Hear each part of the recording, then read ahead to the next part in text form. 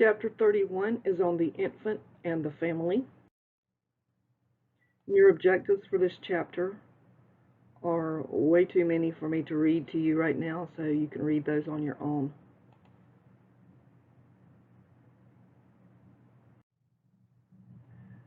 So promoting optimal growth and development, we have proportional changes in the infant from 5 to 7 ounces of weight gain per week, which doubles their birth weight by age 6 months and triples by 1 year is the standard that we're looking for, the milestone. Height increases by 1 inch per month for 6 months, and then growth spurts happen rather than a gradual pattern. Maturation of systems. Respiratory rate slows, but is still mostly abdominal and stable. The heart rate slows, but is arrhythmia by increasing with inspiration and slowing with expiration, but this is normal. Blood pressure changes with the systolic pressures rising during the first 2 months due to an increasing ability of the left ventricle to pump blood into the systemic circulation. The diastolic pressure decreases during the first 3 months and then gradually rises to values close to those at birth. Fetal hemoglobin is present for the first 5 months, with adult hemoglobin steadily increasing through the first half of infancy. Thermoregulation becomes more efficient with the ability of the skin and the contraction of muscles to shiver in response to cold, because remember that a newborn infant cannot shiver. The infant's immunologic system goes through a lot of changes in the first year of life. For the first 3 months, an infant has a significant amount of IgG coverage from the mother, and after that the infant will begin to synthesize the IgG on their own. Approximately 40% of adult levels are reached by age 1. Immaturity of the renal system predisposes the infant to dehydration and electrolyte imbalance. And auditory acuity are at adult levels in infancy, and visual acuity begins to improve, and binocular fixation is established by 4 months. Fine motor development. They have a grasping of objects by age 2 to 3 months, transferring of objects between one hand and the other by age 7 months. The pincer grasp, or what I call the Cheerio grasp, is awesome by 10 months. Removing objects from containers by 11 months, and building a tower of 2 blocks. Most of them can do more than 2 blocks by age 1 year. This is a crude pincer grasp at 8 to 10 months. I don't know. I think he's got it. What you think? Head control we're going to talk about on the next slide.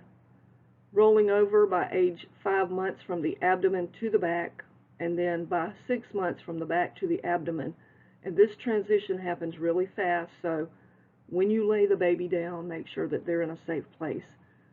If you turn your back for a second, they're going to roll right across the room and under a chair or something, so you have to watch them close during this time. Sitting by age 7 months, and unsupported usually by 8 months. So this slide shows you that there's complete head lag at 1 month of age. Their head is still too heavy to pick up. Partial head lag at 2 months, they're getting stronger, and then by 4 months they should be able to have no head lag at all when you set them up like that. The first picture shows an infant momentarily can lift their head at 1 month. The B picture, infant lifts head and chest, bears weight on forearms at 4 months. This is when you get the really good baby pictures, when they're holding their head up looking at the camera. And then the C picture, the infant lifts head, chest, and the abdomen, upper abdomen, and can bear weight on his hands at 6 months. And that poor little baby looks like he's scared something's fixing to get him. This is called the parachute reflex, where the infant automatically, if you're holding them in your hand like that and you drop them a few inches, they automatically throw their arms out to protect themselves from the fall. It's an innate, inborn thing that we have that's just a protective reflex. This shows that the back is completely rounded and the infant has no ability to sit upright at 1 month, followed by at 2 months, the infant exhibits more control in the B picture. The back is still rounded but can sit momentarily with some head control. And the C picture, the back is rounded only in the lumbar area, and the infant can sit with good head control at 4 months. The D picture, infant can sit alone leaning on their hands at 7 months, and the E picture, the infant sits without support at 8 months. Note the transferring of objects that also occurs around 7 months. Locomotion.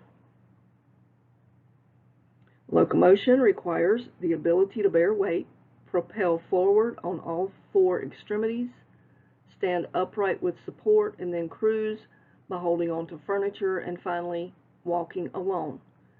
So following a cephalocaudal pattern, infants 4 to 6 months have increasing coordination in their arms. Infants first propel themselves back instead of forward. By 6 to 7 months of age, they are able to bear weight on their legs with assistance. Crawling is propelling themselves with belly on the floor, followed by creeping, which is on all 4 extremities with belly off the floor. By 11 months, most babies can walk holding onto something, and then by 1 year, the milestone is that they can walk alone.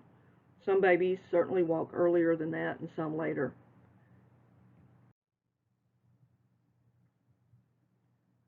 So here we're showing you the pictures. At A picture, the infant bears full weight on feet at 7 months, and then the B picture, infant can maneuver from sitting to kneeling. The C picture, the infant can stand holding on to furniture at 9 months. D, while standing, the infant takes deliberate steps at 10 months. The E picture is what they call crawling. Infant crawls with abdomen on the floor and pulls self forward. And then the F picture, they're creeping, creeps on hands and knees at 9 months. Erikson's stage of development.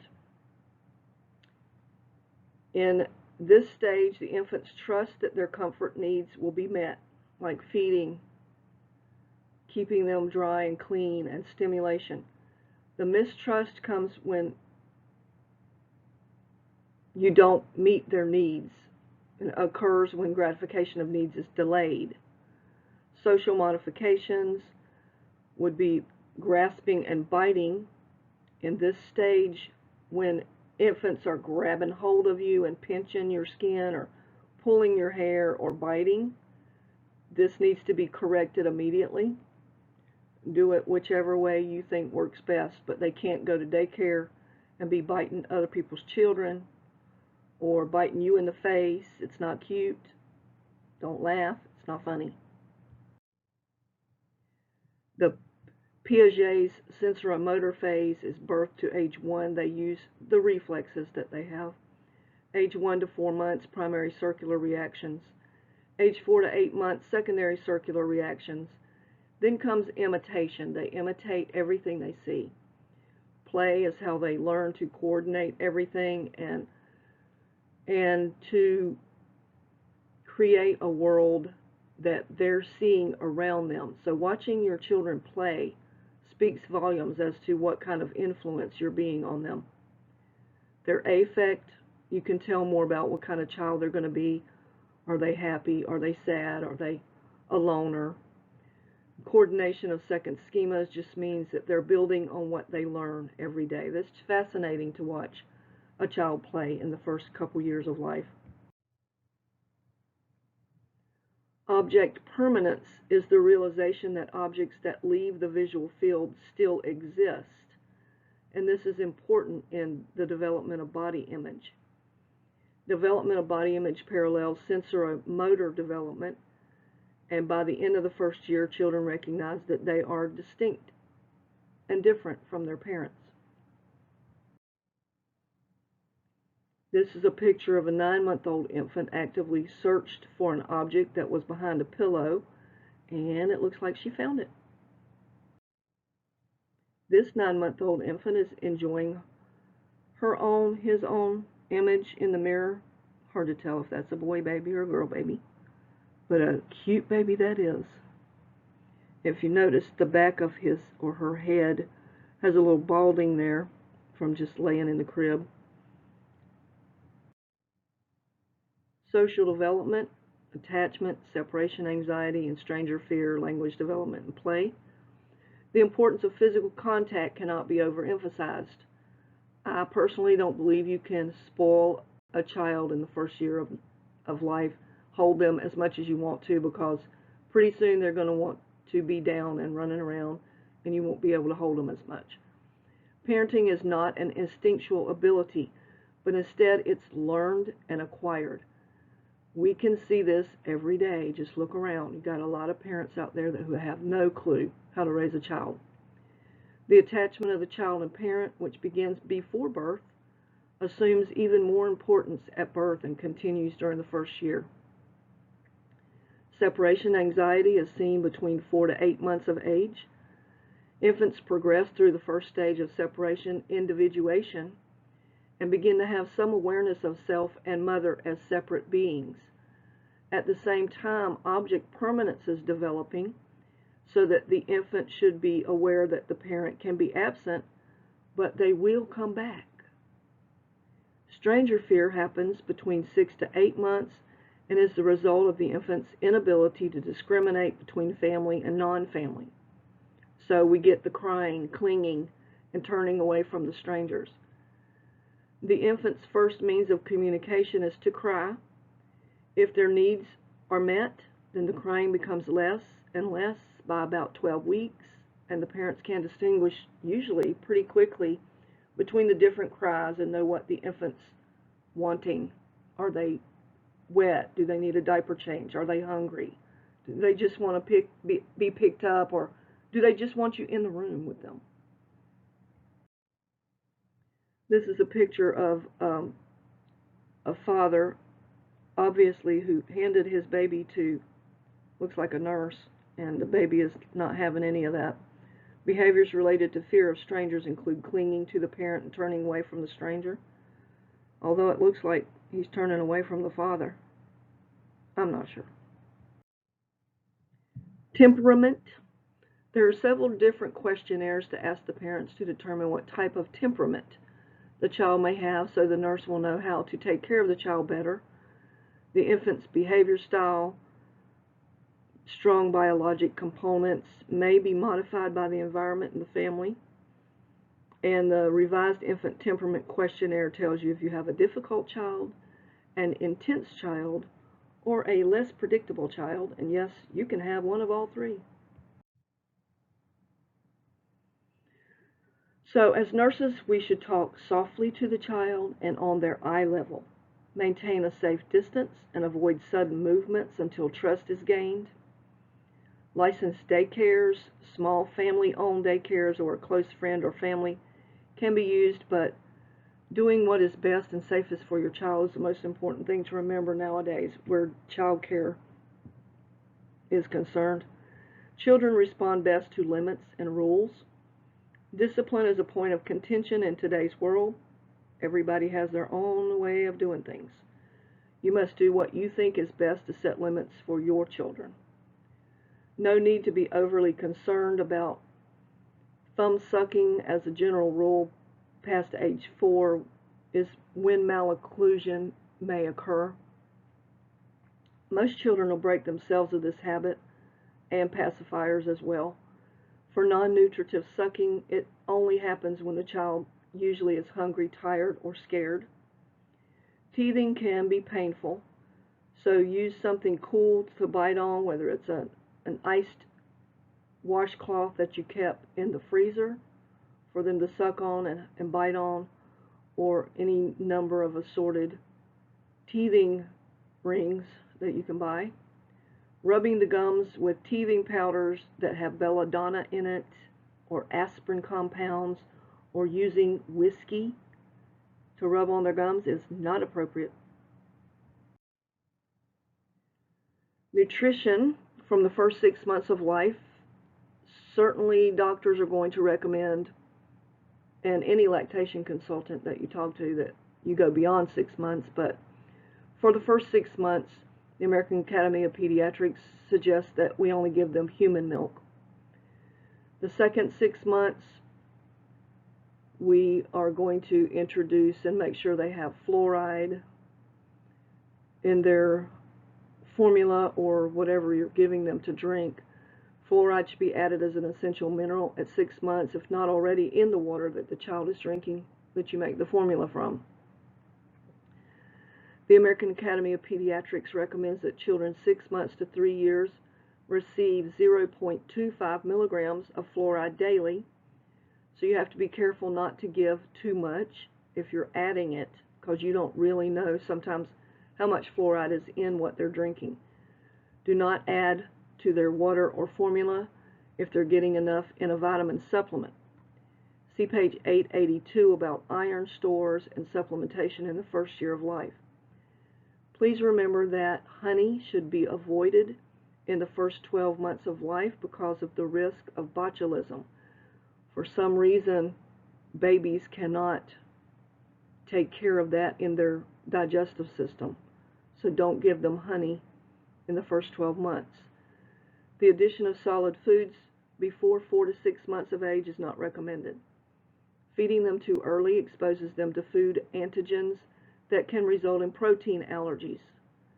Introduce one food at a time and then wait a few days to introduce another so that you can determine if they have had an allergic reaction, and then you'll know what they had a reaction to. Weaning should be gradual, replacing one bottle feeding or breastfeeding session at a time with a cup feeding. If weaning from the breast takes place at 12 to 14 months, usually people can just wean straight to the cup. Sleep and activity. Sleep patterns vary among infants. By ages 3 to 4 months, nighttime sleeping, they say, lasts 9 to 11 hours. Wow, that's impressive. Breastfed infants awaken more often. Napping is essential for you and the baby, and infants are naturally active. This tells you that walkers, swings, and playpens are not necessary. I don't know how to feel about that. Dental health, maternal dental health is important. Cleaning begins when their primary teeth erupt, fluoride at 6 months, and prevention of dental caries, no bottle propping, no milk in the bed, and no sweet tea, Coke, and fruit juices. Immunizations, you can go to the CDC or American Academy of Pediatrics, or the Health Department of Florida has a great list of your schedule for immunizations. Pertussis, remember, is recommended for all children 6 weeks to 6 years of age, and for adults who have never had the vaccine or have no immunities. Refer to the Florida Department of Health, please, for your list of scheduled immunizations for children. 2 vaccines are approved for rotavirus by the FDA. Both are oral administration. This vaccine is recommended for infants that were compromised by prematurity or chronic illness, but they are expensive. Rotavirus is a really nasty intestinal bug, and it can cause severe dehydration and electrolyte imbalance in infants and children who are compromised. HPV vaccine is a series of 3 IM injections to a minimum age of 9-year-olds for males and female children, and up to 25 for women and 26 for men. I don't know why there's a year difference there. The Vaccine Adverse Event Reporting System is a United States program for vaccine safety. It's co-managed by the U.S. Centers for Disease Control and Prevention and the FDA. A contraindication would be to increase in risk of reaction that would compromise a child. Unfounded fears and lack of knowledge regarding contraindications can needlessly prevent a child from having protection from life-threatening disease. And there are a lot of groups out there now who are not believers in immunizing their children because it causes autism. Well, that has not been proven. So those groups need to be educated. On page 849, box 31.1, safety is talked about.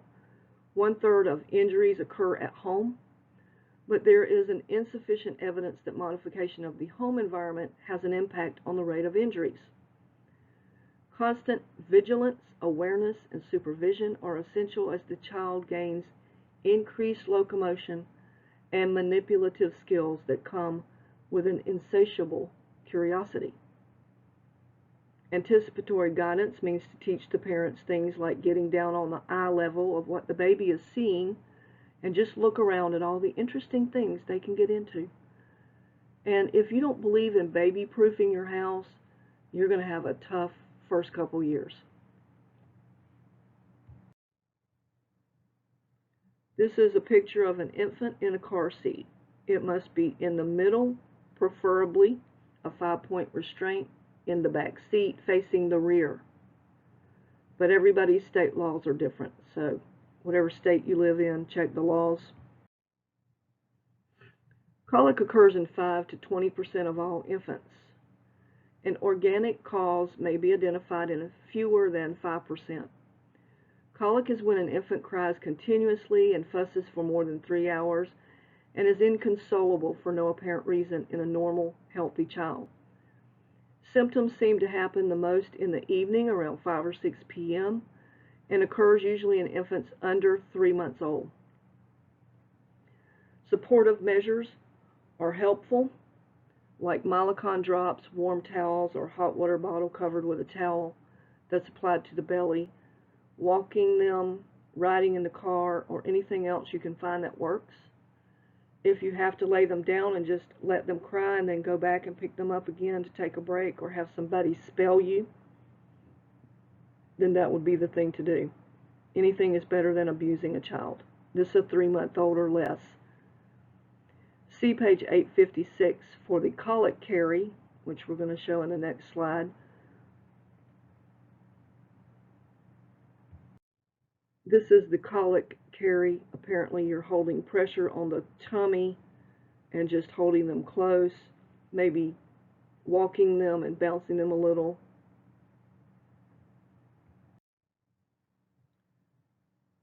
Failure to thrive. In FTT, both the weight and the height will be low, often below the 5th percentile for age.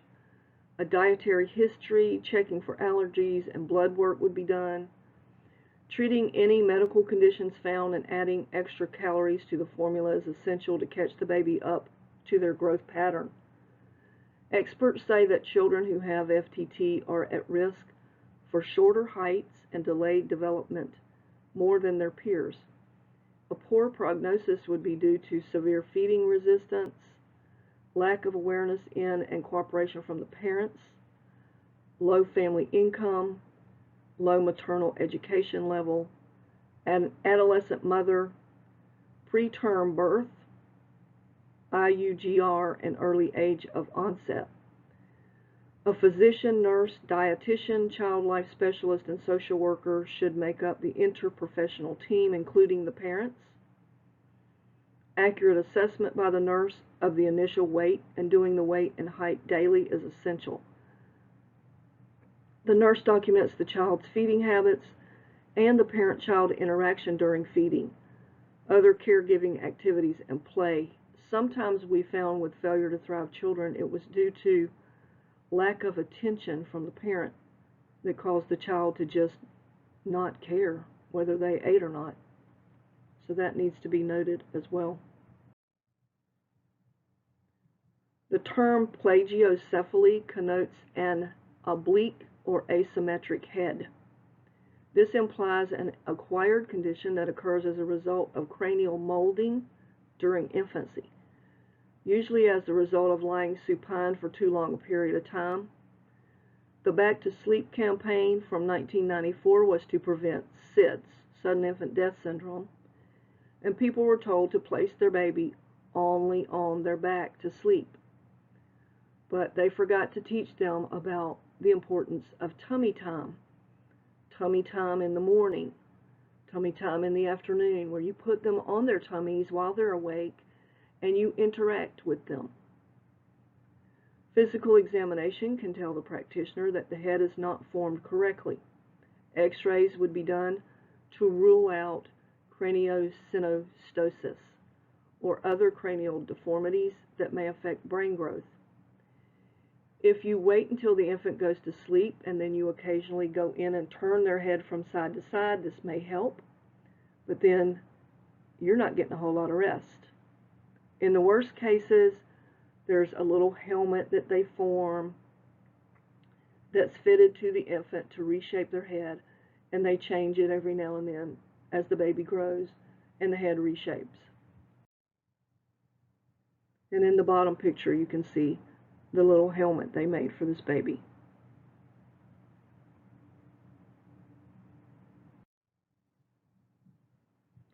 Sudden infant death syndrome is defined as the sudden death of an infant younger than 1 year of age that remains unexplained after a complete post-mortem examination, including an investigation of the death scene and a review of the case history. Numerous theories are out there as to what causes this horrible incident, but only one hypothesis is related to brainstem abnormality in the neurologic regulation of the cardiorespiratory control center, which we know is in the brainstem. Risk factors include low birth weight or preterm low APGAR scores, recent viral illnesses, siblings of 2 or more that had SIDS, and the male gender. No diagnostic test can predict which infants this will happen to. Postpartum education is a place to start for care management. If there's a history of SIDS in the family, they may want to send the infant home on an apnea monitor. The ALTE, or apparent life-threatening event, this is generally referred to as an event that is sudden and frightening to the observer, in which the infant exhibits a combination of apnea, color change, they may get pale, turn cyanotic, or very, very red, change in muscle tone, usually hypotonia, choking, gagging, or coughing, and that usually involves a significant intervention like CPR by the caregiver who witnesses the event. A detailed description of the event is very important to make a diagnosis where this child is concerned, what were they wearing, prenatal and postnatal history of the mother, things like that. In some cases, multiple diagnoses are made that involve multiple body systems, and a home monitor again may be needed. This might be what your home monitor would look like. I'm sure they're a little more compact than this now. And the caregivers are taught infant CPR if they don't know this already, and trained in the specific type of machine that they're sent home with. Diaper dermatitis is common among infants with a peak occurrence around age 9 to 12 months. Diaper dermatitis is also caused by repeated and prolonged exposure to an irritant like urine, feces, detergents, ointments, and just friction. Care management is focused on discovering and removing the irritant. Look on page 864, the family-centered care box for controlling diaper rash. Seborrheic dermatitis is a chronic recurrent inflammatory reaction of the skin that occurs mostly on the scalp. That's called cradle cap. External ear canal, otitis externa, nasolabial fold, sometimes on the eyelids, and in the inguinal area. The cause is unknown, and the diagnosis is made on appearance. The lesions can be removed carefully with a fine-tooth comb and mineral oil or a mild shampoo. The question for this chapter is, Latasha is a breastfed infant being seen in the clinic for her 6-month checkup. Her mother tells the nurse that Latasha recently began to suck her thumb. Which of the following is the best nursing intervention? A. Recommend that the mother substitute a pacifier for Latasha's thumb. B. Assess Latasha for other signs of sensory deprivation. C. Reassure the mother that thumb sucking is normal at this age. Or D. Suggest that the mother breastfeed Latasha more often to satisfy sucking needs.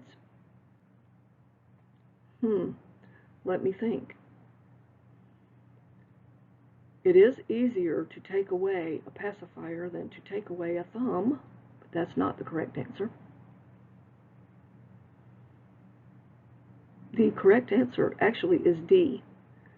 If she's breastfeeding, then maybe the baby is not getting fed enough or is not getting stimulated enough, and they would suggest that the mother breastfeed more. This concludes this PowerPoint presentation.